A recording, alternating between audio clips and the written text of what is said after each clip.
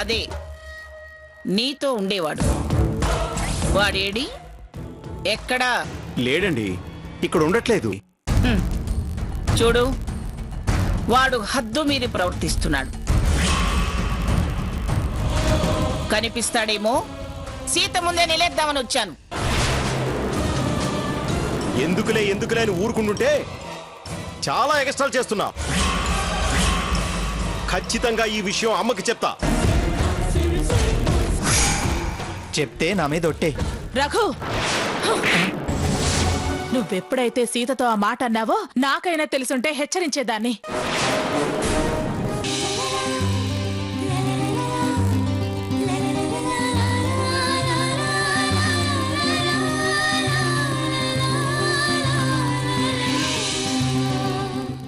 విసుక్కునేవాడిని అడిగితే ఏం చెప్తాడు? మరొకరినో అడిగి విసుగుకి కారణం తెలుసుకొని రెమెడీ ఆలోచించాలి. ఆ పని నువ్వు చెప్పకముందే చేశాను. ఎవరి నుంచి ఏ సమాధానం రాక అయోమయంలో ఉన్నాను. నువ్వు అయోమయంలో ఉంటే ప్రపంచం తలకిందులవుతుంది గ్రాని. నువ్వు నా గురించి ఆరాట పడుతున్నావే కానీ ఆరా తీయడం లేదు. నీకంతే తెలుసురా. నేనేం చేస్తున్నానో నాకు తెలుసు. అవునరా, అది ఎక్కడెక్కడ తిరిగి నీకోసం నీ మేలు కోసం తాపత్రయపడుతుందో నాకు తెలుసు. ఓ అలాగా, సరే గ్రానీని వదిలేద్దాం. నా కోసం మీరేం ప్రయత్నం చేశారు తాతగారు? ఇంటి పెద్దగా, ఈ ఇంట్లో అందరికన్నా చిన్నోడు, రేపో మాపో పెళ్లి పీటల మీద కూర్చోవలసిన వాడు పిచ్చోళ్ళ తిరుగుతుంటే ఫాలో అవ్వచ్చుగా, ఏం జరుగుతుందో గమనించొచ్చుగా. వేరే ఏం పనిలేదుగా మీకు.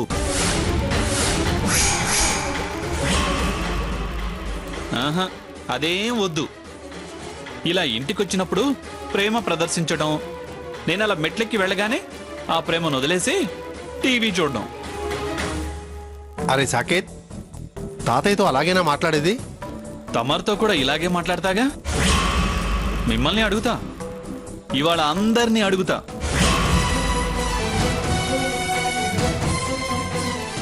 ఎందుకో తెలుసా? మళ్ళీ నన్ను ఆపి ఆపి అడగకుండా ఉండటానికి.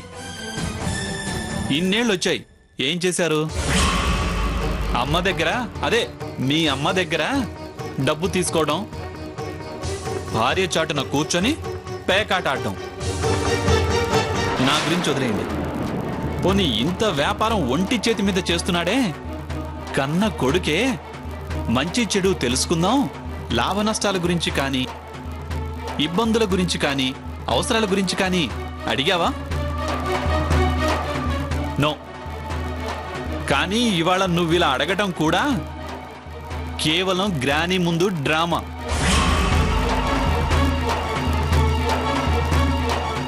అంతేకాని నా మీద ప్రేమ కాదు. అసలు ప్రేమే లేదు. ప్రేమే లేదు నీకు.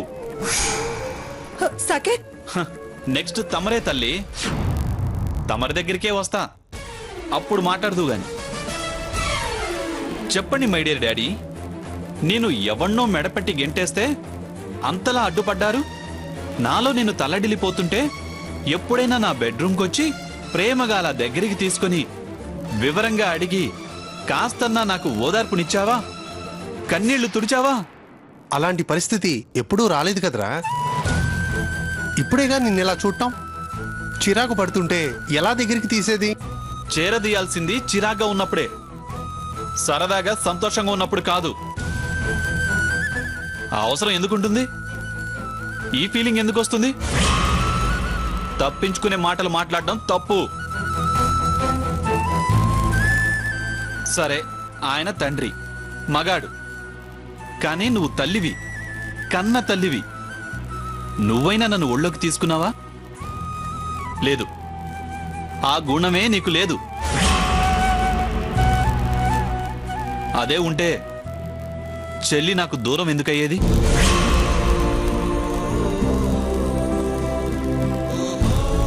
ఈ బ్రతుకన్నా గ్రాని తెగించబట్టే నాకు దక్కింది. ఆవిడే ఆ రోజు రక్షించకపోతే నేను ఉండేవాణ్ణే కాదు. నాకిప్పుడు ఈ బాధే ఉండేది కాదు. నేను ఈ బాధల నుంచి దూరం కావడానికి అప్పుడు మిస్ అయిన చావు ఇప్పుడు వెతుక్కోవాలనిపిస్తోంది. సాకేత్, ఏంట్రా సాకేత్?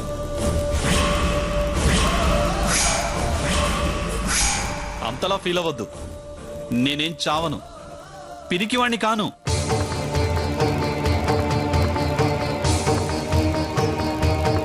మీ అందరి ప్రవర్తన నా ఇన్నర్ ఫీలింగ్ చెప్తున్నా.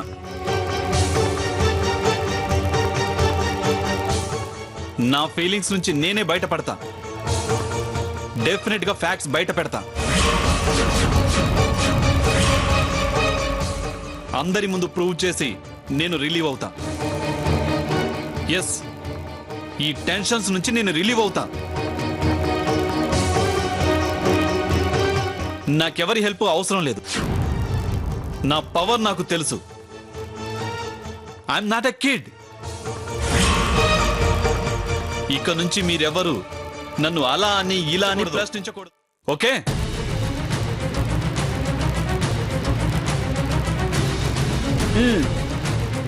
అయిందా? ఆ? లేదు, నీతో మాట్లాడాలి కదా. అవసరం లేదు. వాళ్ళతో నీ ఫీలింగ్స్ గురించి చెప్పగలిగావు గాని మా ఫీలింగ్స్ ఏంటో నువ్వు తెలుసుకోలేదుగా. ఇక్కడెవరూ బాధ్యత లేని వాళ్ళు కాదురా. అవి మోయాల్సిన అవసరం రాలేదు. ఇంతవరకు సాఫీగా జరిగిపోయింది. అలా అలవాటు పడ్డారు. వాళ్ళని అడిగావన్న బాధ కాదు, నన్ను అడగపోతావన్న భయమూ కాదు.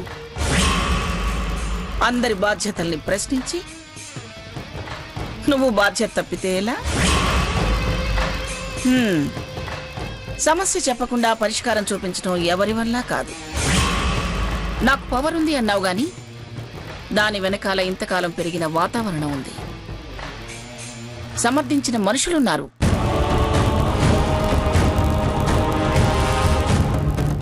అందరిలోనూ తప్పులుంటాయిరా.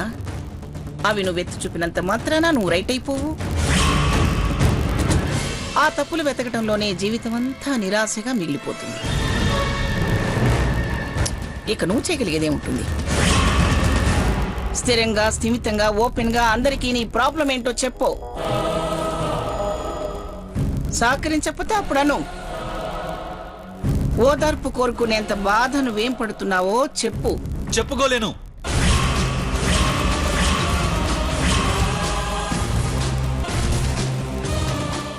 నాకు అర్థమైంది. అందుకే మూలాలు వెతుకుతున్నావు.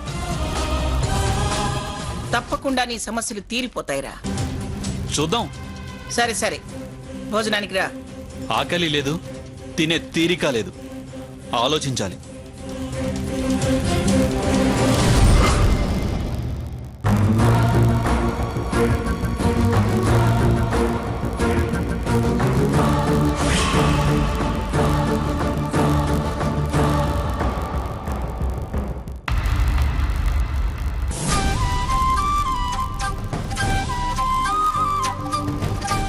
అక్క,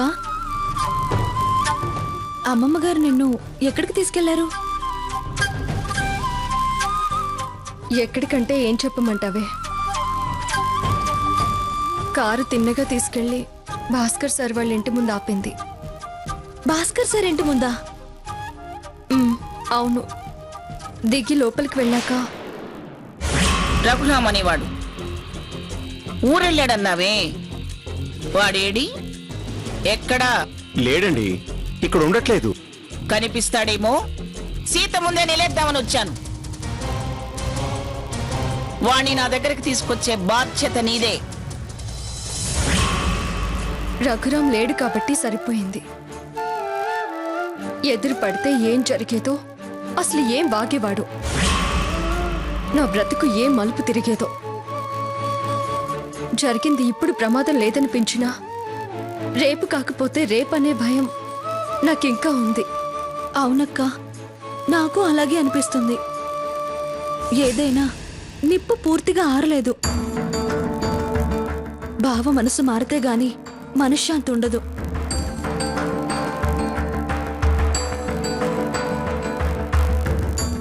భగవంతుడా, రఘురాం విషయంలో నేను చేయాలనుకునే ప్రయత్నం నెరవేరేలా చేయి తండ్రి. ఏంటి నువ్వు అనేది? 100% అక్క తప్పేం లేదు. అంతా నీ మిస్అండర్స్టాండింగే బావా. నేను నీకు ఎలా కనిపిస్తున్నాను? మిస్అండర్స్టాండింగ్ ఏంటి మిస్అండర్స్టాండింగ్? మీ అక్క నువ్వు సర్టిఫై చేస్తే నేను యాక్సెప్ట్ చేయాలా? చూడు, ఎంత ఫ్రీ అండ్ ఫ్రాంక్నెస్ ఉన్న ఫ్రెండ్షిప్ కైనా కొన్ని లిమిట్స్ ఉంటాయి. అవి దాటి బిహేవ్ చేసే వాళ్ళంటే నాకు ఇష్టం ఉండదు. I hate such persons. చూడు, ఫ్రెండ్షిప్లో కూడా డిగ్నిటీ, పర్సనాలిటీ, మేనేజ్మెంట్ అన్నీ ఉండాలి. చెప్పినా మారకపోతే ఏమనాలి? ఛ, ఇక నువ్వు చెప్పింది చాలు, బయలుదేరు. ఇంత కష్టపడి నిన్ను కలిసింది, ఇంత వివరంగా చెప్పింది ఈ మాట అనిపించుకుని వెళ్ళటానికా బావా? నీకు నమ్మకం కుదరాలంటే ఏం చేయమంటావో చెప్పు, చేస్తాను.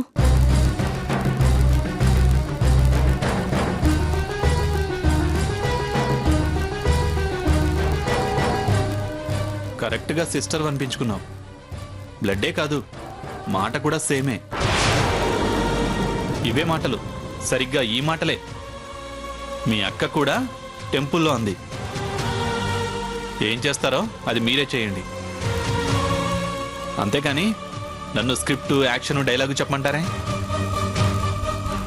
చూడు, నేను అనేవాణ్ణి. మీ మూమెంట్స్ని డైరెక్ట్ చేసే డైరెక్టర్ని కాను. నిజం ప్లే చేస్తే చాలు, యాక్షను, ఓవర్ యాక్షన్ చేయాల్సిన అవసరం లేదు. బావా, ఆ రఘు మీ జీవితం వైపు తొంగి చూడకుండా చేయమంటావా? చూడకుండా ఉండడమే కాదు, చూసిన దానికి సారీ, చూడకుండా ఉండడానికి ప్రామిస్, ఈ రెండూ కావాలి. నేను మాటిస్తాను, ప్రామిస్ చేస్తాను. సారీ బావా. Are you mad? నువ్వు ప్రామిస్ చేయడం ఏంటి? ఎవరికి కావాలి నీ ప్రామిస్? బావా, అక్క ఎంత మంచిదో చెల్లిగా కాదు, ఫ్రెండ్గా చెప్తున్నాను. బావకి మరదలిగా కాదు, వెల్ విషర్గా చెప్తున్నాను. తను మనస్ఫూర్తిగా నిన్నే ప్రేమిస్తుంది బావా. ఏ కల్లా కపటం ఎరగని పిల్ల. అందరూ ఈ కాలం పిల్లవు కావే నువ్వు అని అందరూ అక్కను అంటూ ఉంటారు తెలుసా బావా? అలా అనుకునే గ్రానీ సెలెక్ట్ చేసింది. అది నిజం. మీ గ్రానీ సెలెక్షన్ రాంగ్ కాదని నేను నిరూపిస్తాను.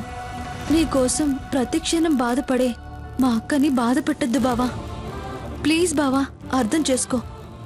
ఆపుతావా? ఎన్నిసార్లు రీప్లై చేస్తావు? అన్నమాట ప్రకారం వాడి చేత ప్రామిస్ చేయించు. చేయిస్తాను బావా. ఎక్కడో చేశాడు, నేను విట్నెస్ అనో ఆడియో తెచ్చి వినిపించడం కాదు. వాడు నా ముందు నిలబడి క్లియర్గా నాకు అర్థమయ్యేలా సీన్ బై సీన్ ఎక్స్ప్లెయిన్ చేయాలి. నా క్వశ్చన్స్కి కరెక్ట్ ఆన్సర్స్ చెప్పాలి,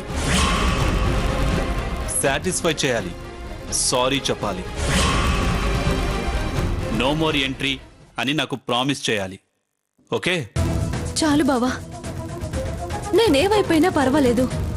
నాకు అక్క జీవితం, మీ ఇద్దరు పెళ్లి ముఖ్యం. చాలా చాలా థ్యాంక్స్ బావా. ఖచ్చితంగా చేయిస్తాను, నేను మాటిస్తున్నాను.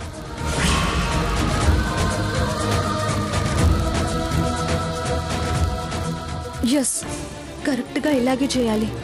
బావను ఎలాగైనా ఒప్పించాలి, మనసు మార్చాలి. అక్క పెళ్లి బావతో ఎస్, కరెక్ట్గా ఇలాగే చేయాలి. బావను ఎలాగైనా ఒప్పించాలి, మనసు మార్చాలి. అక్క పెళ్లి బావతో ఘనంగా జరపాలి.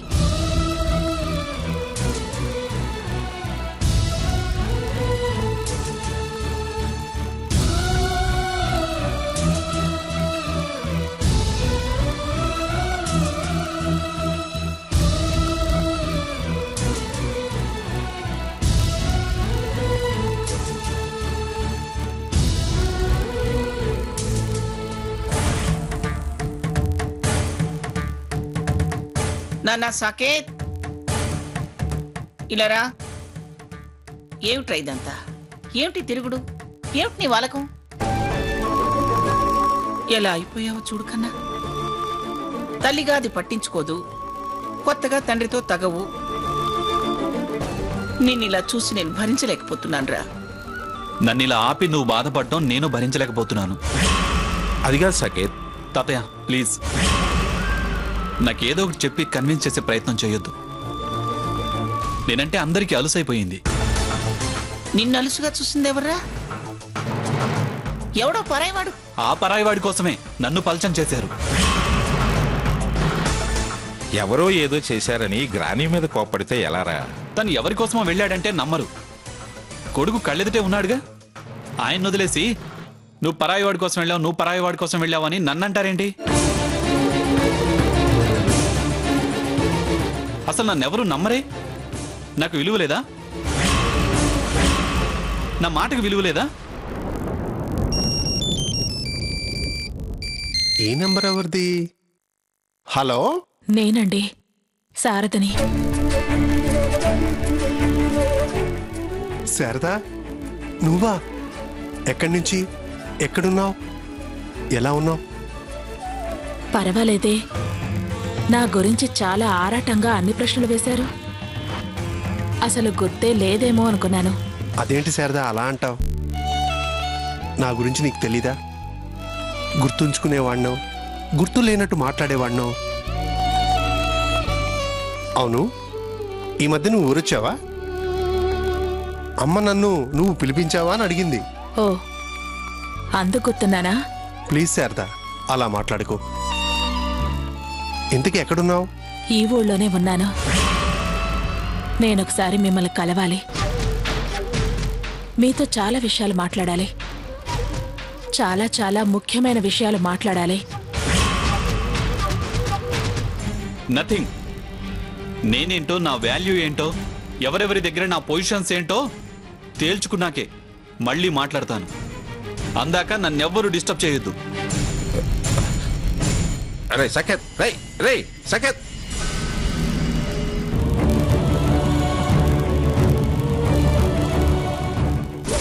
ఏంటంత ముఖ్యమైన విషయం? కలుస్తానంటున్నానుగా. అన్నీ ఫోన్లో మాట్లాడే విషయాలు కావు. అలాగే, తప్పకుండా మాట్లాడుకుందాం. ఇంతకీ ఎక్కడ కలుద్దాం? ఎవరితో ఈయన గారు ఇంత చాటుగా మాట్లాడుతున్నాడు? సాయంత్రం 4:30కి ఆర్ఆర్ పార్కులో కలుద్దాం. అలాగే, కరెక్ట్గా 4:30కి నేను అక్కడికే వస్తాను. మంచిది. ఏ పార్క్ అన్నా? ఆర్ఆర్ పార్క్ కదా? ఓకే ఓకే ఓకే, జాగ్రత్త. ఉంటాను. ఉంటాను, బాయ్.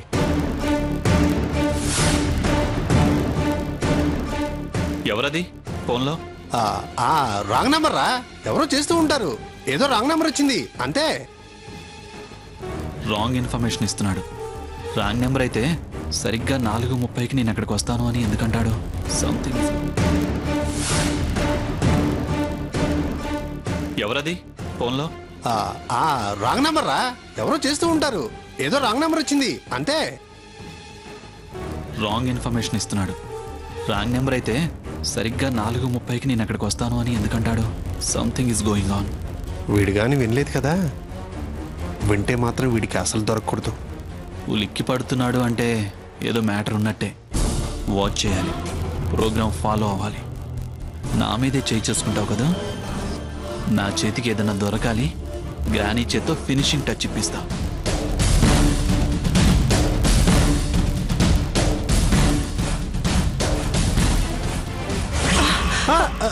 సారా, ఏంటండి ఆ పరధ్యానం? ఏం లేదు. తొందరపడ్డం, తర్వాత ఆలోచనలో పడ్డం. దేనికైనా ముందుండాలండి. అవును, ఎక్కడికంత కంగారుగా వెళ్తున్నారు? చిన్న పనుంది, బయట దాకా వెళ్ళొస్తాను.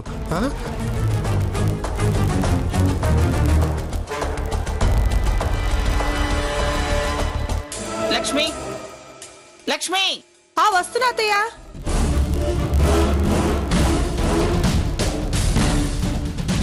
అత్తయ్య గారు పిలిచారు.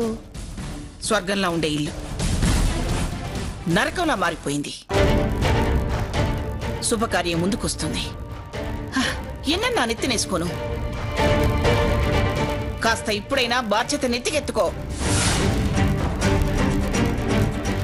నీ కొడుకు కసుబుస్సులాడుతున్నాడు. కాళ్ళు పట్టుకుంటారు, గడ్డం పట్టుకుంటారు. ముందు వాడి అలక తీర్చండి. నీ మొగుడెక్కడా? గదిలో ఉన్నారు అత్తయ్య.